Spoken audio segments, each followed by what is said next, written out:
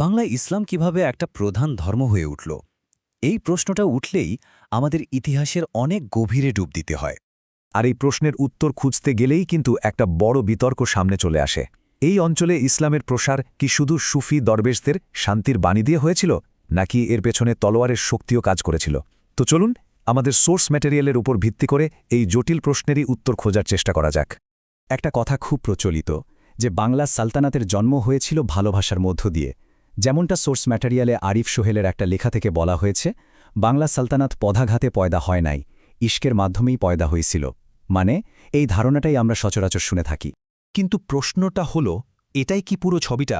আমাদের হাতে থাকা সোর্স কিন্তু আমাদের একটু অন্যভাবে ভাবতে বলছে। দেখুন, এখানেই কিন্তু মূল বিতর্কটা একদম পরিষ্কার হয়ে যাচ্ছে। একদিকে আমরা যে গল্পটা সবসময় শুনি যে সুফি সাধকদের আধ্যাত্মিক শিক্ষার মাধ্যমে শান্তিপূর্ণভাবে ইসলাম ছড়িয়েছে, আর ঠিক তার উল্টো দিকে আমাদের সোর্স সম্পূর্ণ ভিন্ন একটা ছবি তুলে ধরছে। সেখানে বলা হচ্ছে এটা আসলে একটা দ্বৈত প্রক্রিয়া ছিল। একদিকে আধ্যাত্মিক দিক নির্দেশনা, আর তার পাশাপাশি সামরিক অভিযান বা জিহাদও এর একটা অংশ ছিল। এই ছবিটা দেখলেই কিন্তু সোর্সের মূল কথাটা একবারে বোঝা যায়। তাদের যুক্তিটা কি? যে বাংলায় ইসলামের প্রসার শুধু একটা পথে হয়নি, বরং তসবিহ আর তলোয়ার এই দুইয়ের সম্মিলিত শক্তিতেই হয়েছে। মানে আধ্যাত্মিকতা আর সামরিক শক্তি একসঙ্গেই কাজ করেছে। তো এই যুক্তির পেছনে প্রমাণ কি? চলুন সোর্সের দেওয়া কিছু যোদ্ধা সাধক বা গাজী সুফিদের জীবন ঘেঁটে দেখা যাক। এই তালিকায় সবার প্রথমে যার নাম আসে তিনি শাহজালাল। নামটা আমাদের সবার কাছেই খুব পরিচিত, তাই না? কিন্তু সোর্স আমাদের এই পরিচিত ইতিহাসেরই একটা অন্য দিক দেখাচ্ছে। চলুন ঘটনাটা পরপর সাজিয়ে দেখি। সময়টা ১৩ শতকের শুরু।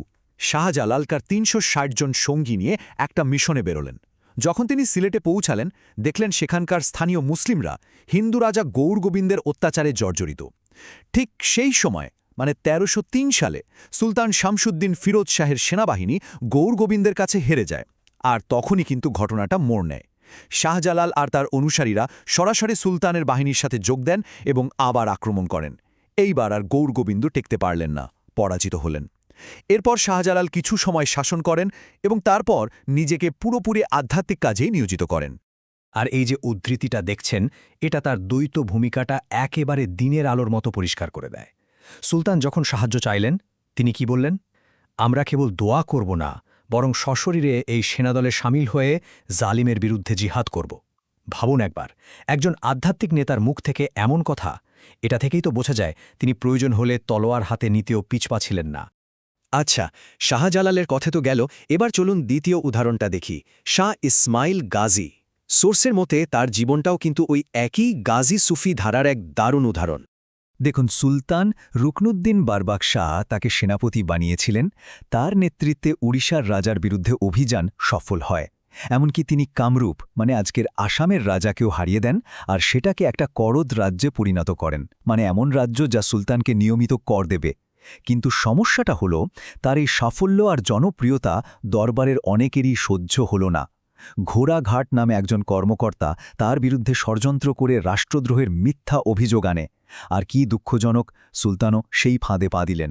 ১৪৭৪ সালে তাকেই মৃত্যুদণ্ড দেওয়া হল।